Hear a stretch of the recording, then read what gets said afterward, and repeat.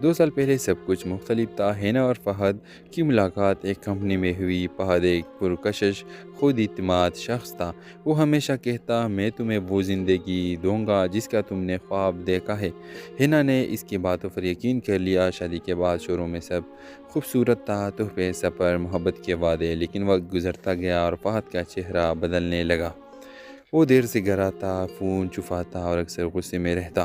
ہینا نے پوچھا، کیا کوئی بات ہے جو تم مجھ سے چھپا رہے ہو؟ فہد نے طنزیہ مسکراہٹ کے ساتھ کہا، تمہیں ہر بات جاننے کی ضرورت نہیں۔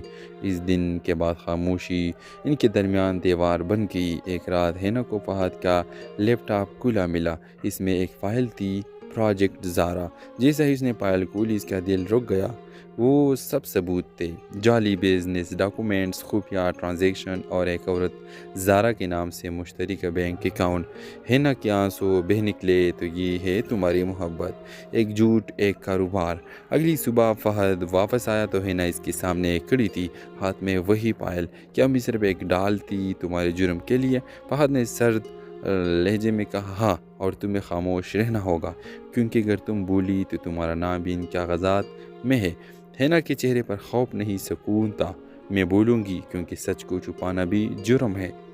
کچھ دن بعد فہد کو کرپشن کیس میں گرفتار کر لیا گیا۔ پولیس کو سب ثبوت ہینا نے دیے تھے۔ عدالت میں جب فہد کو پیش کیا گیا، اس نے دور بیٹھ کر ہینا کو دیکھا۔ تم نے میرا سب کچھ چھین لیا۔ ہینا نے دھیرے سے کہا، میں نے صرف وہ واپس لیا جو تم نے مجھ سے چھینا تھا، عزت اور سچ۔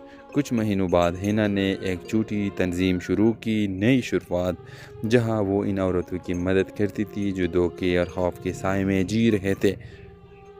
ایک انٹرویو میں جب اس سے پوچھا گیا، کیا آپ کو کبھی محبت پر یقین رہا؟ وہ مسکرا کر بولی، رہا تھا، مگر اب یقین سچ پر ہے، کیونکہ محبت جھوٹ پر نہیں چلتی۔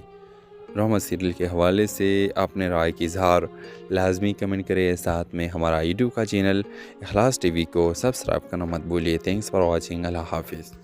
ہیلو ویورز، رات کے 2 بجے کا وقت تھا۔ شہر کے